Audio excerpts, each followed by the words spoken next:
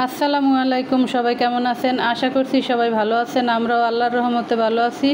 মিনারা সিদ্দিকী ব্লগে আপনাদের সবাইকে স্বাগতম জানিয়ে আজকের ভিডিওটা শুরু করলাম। এখানে ডাল সিদ্ধ বসাইছি আর মা পরোটাগুলো ভেজে নিচ্ছে, নাস্তা খাবো তাই। আর ডাল দিয়ে বিলম্ব দিয়ে রান্না করব তাই কতগুলো বিলম্ব কেটে নিছি। এগুলো দিয়ে রান্না করলে অনেক টকটক হয়। এখানে ডিম নিয়ে নিলাম, ডিম ভুনা করব আর পাঙাশ মাছ দিয়ে শিম আলু দিয়ে রান্না করব।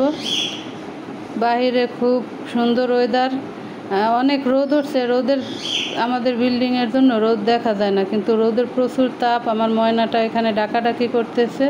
তারপরে তো এখন নাস্তা নিয়ে বসলাম। সবগুলো পরোটা, মা অনেকগুলো পরোটা ভেজে ফেলাইছে আজকে, এগুলো তো শেষই হয় নাই।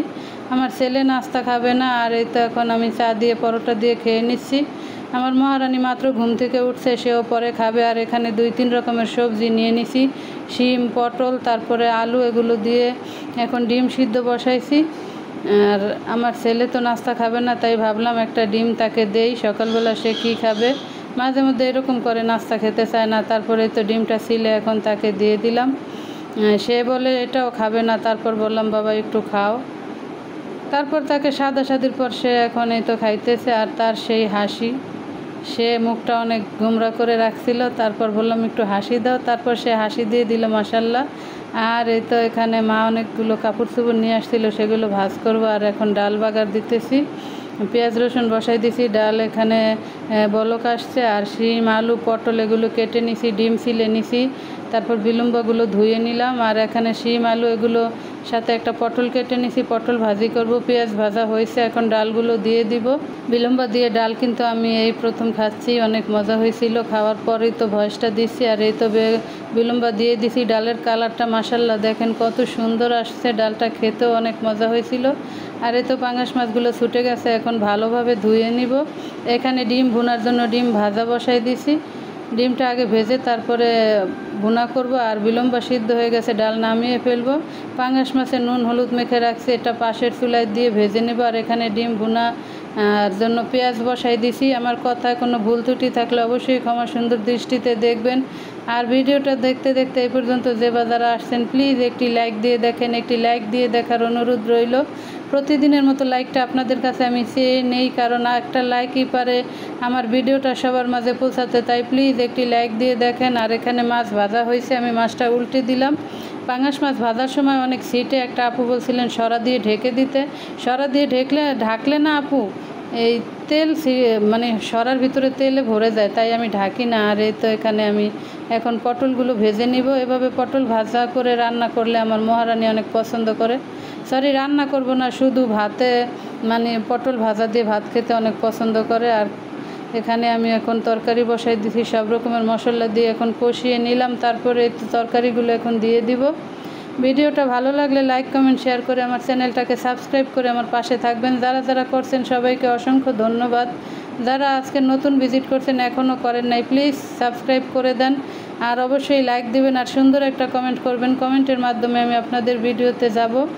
অন্যরকম কমেন্ট করার প্রয়োজন নাই। সাপোর্ট করছি, বন্ধু হয়েছি, এই রকম কিছুই করার দরকার নাই।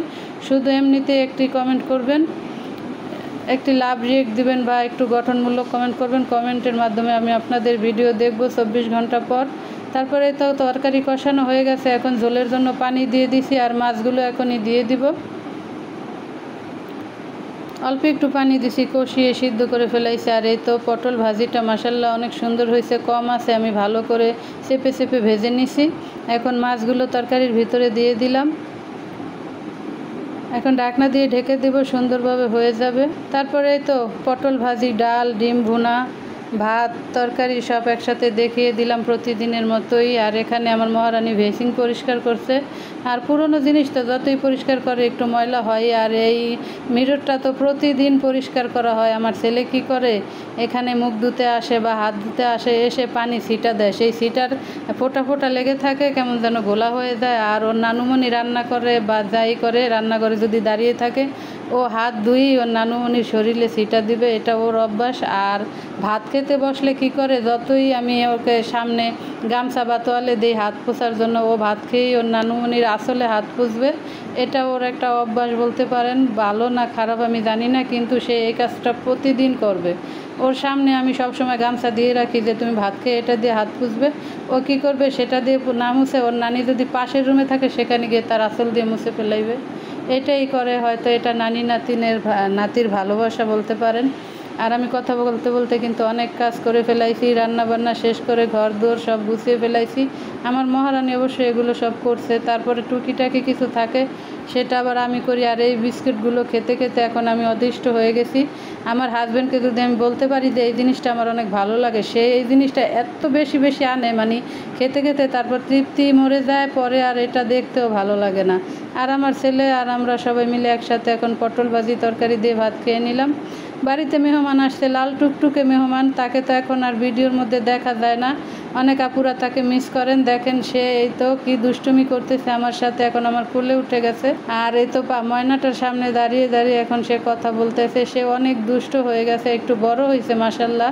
আর ঈশান বাবু আসছে গ্রাম থেকে, আমার সাথে দেখা করতে আসছে। মাশাল্লাহ মাশাল্লাহ, সে কিভাবে একা একা দাঁড়াইছে।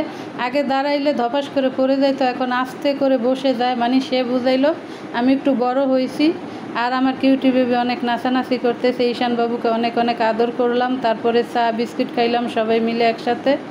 ঈশান বাবু অবশ্য চলে গেছে, জানু আপা আসছে, আমরা সবাই মিলে এখন একসাথে চা খাইতেছি এই বিস্কুটটা দিয়ে। ওর বাবাকে গতকাল রাতে বলছি আর আনবে না, এই বিস্কুট আর খাবো না। আর এখানে আমি সেই লোভনীয় ভর্তা আর পিঠা নিয়ে বসে গেছি, আমার কিউটি বেবিও আছে। আর এই পিঠা ভর্তা যখনই খাই তখনই আমার ছোটো বোনকে মিস করি, কারণ ওর অনেক পছন্দ। ও ভিডিওর ভিতরে যখন দেখে তখনই বলে আপু খাবো। এমন একটা কপাল যে ও যেদিন খেতে চায় সেদিনই আপাটা বসে না। তারপরে এই তো গতকালকে খাইলাম আর বললাম তুমি চলে আসো, সে বলে না আপু আজকে আসতে পারবো না। তারপর কি আর করার, একা একা খেয়ে নিলাম সবাই মিলে। জানু আপা ছিল, সবাই মিলে। বোনকে অনেক অনেক মিস করতেছি। আজকের ভিডিও এইটুকুই। সবাই ভালো থাকবেন, সুস্থ থাকবেন, আল্লাহ হাফেজ।